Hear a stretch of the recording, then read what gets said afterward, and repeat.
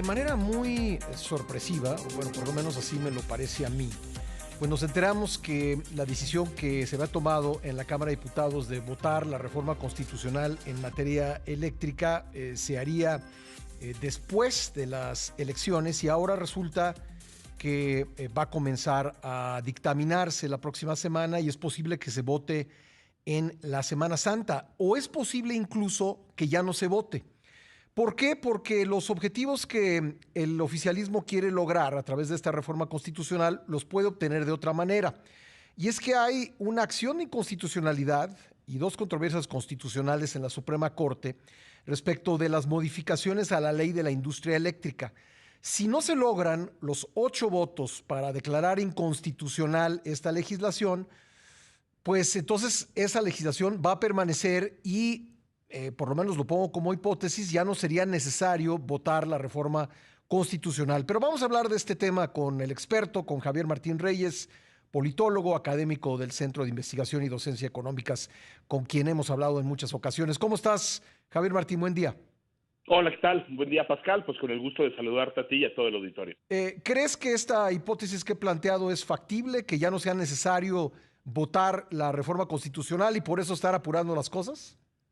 Sí, a ver, yo creo que lo que haría Pascal es quitarle muchísima, déjame ponerlo así, presión o incentivos que tiene el gobierno del presidente López Obrador para aprobar la reforma eléctrica, por lo menos en los términos que se ha planteado. De hecho, yo te diría, la estrategia que ha venido siguiendo el gobierno federal en buena medida es tratar de elevar la jerarquía normativa de las decisiones que ha tomado.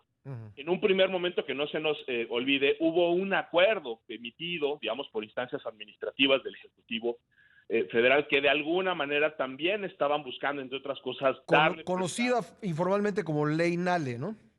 Exactamente, ¿no? El decreto o el acuerdo, ¿no? de Nale, de alguna manera, lo que buscaba, entre otras cosas, era darle preferencia a la Comisión Federal de Electricidad, con la posible afectación a dos derechos fundamentales muy claros. Uno, el derecho que tenemos a la libre competencia, y también, por supuesto, el derecho al medio ambiente. Hubo una decisión de la Suprema Corte de Justicia de la Nación que básicamente lo que hizo fue terminar de demostrar que era ilegal, inconstitucional este decreto. La respuesta que tomó el gobierno fue precisamente la ley de la industria eléctrica, que aunque no menciona como tal, digamos, a la Comisión Federal de Electricidad, sí es muy claro que quiere darle una prioridad, a pesar de que eso afectaría a la libre competencia y afectar de que eso implicaría que utilicemos energías que son menos limpias que las que podrían emplear. Creo que ante la enorme cantidad de amparos que se presentaron, incluso se otorgaron cierto tipo de suspensiones también dentro de los juicios de amparo, es que la respuesta del presidente López Obrador precisamente fue decir, bueno, pues si ustedes me están diciendo, ¿no?, que tanto las decisiones administrativas como la reforma legal son inconstitucionales, pues cambiemos la Constitución, porque si cambiamos la Constitución, entonces ya no me van a poder decir que ahí hay problemas, digamos, o vicios en términos jurídicos, ¿no? Lo que tenemos hoy, pues es ya un proyecto, ¿no?, de una ministra de la Corte, que hay que decirlo también, Loreto Ortizal, fue propuesta por el presidente López Obrador, es la última designación que hemos tenido en estos tiempos ya de la llamada Cuarta Transformación, y ciertamente, déjame ponerlo así, Pascal, pues estamos a muy pocos votos de que no se invalide, porque la regla que rige en las acciones de inconstitucionalidad y en las controversias constitucionales en contra de normas es que se necesitan 8 de 11 votos para poder invalidar la ley que se está impugnando.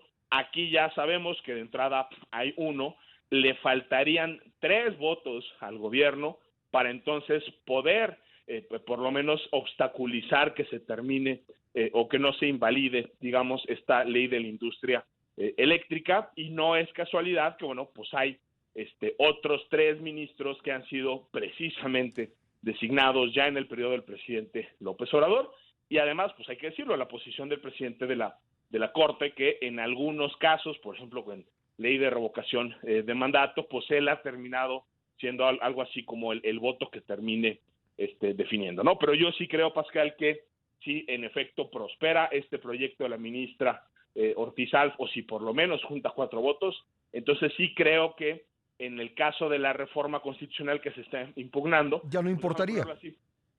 Pues ya importaría o importaría menos, o por lo menos ya no importaría en este tema que es la prioridad que se le está dando a la Comisión Federal de Electricidad.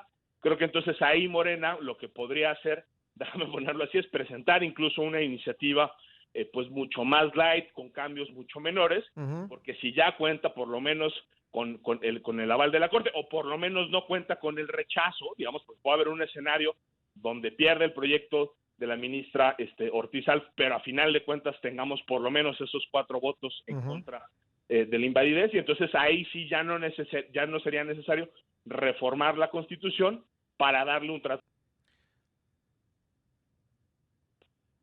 A ver, perdimos a Javier Martín Reyes, que nos estaba comentando que pues se requieren 4 votos para que no prospere una acción de inconstitucionalidad, es decir, para que permanezca, quede como firme la legislación. Oye, Javier, ¿sería, en tu opinión, como pues lograr la reforma eléctrica por la puerta de atrás?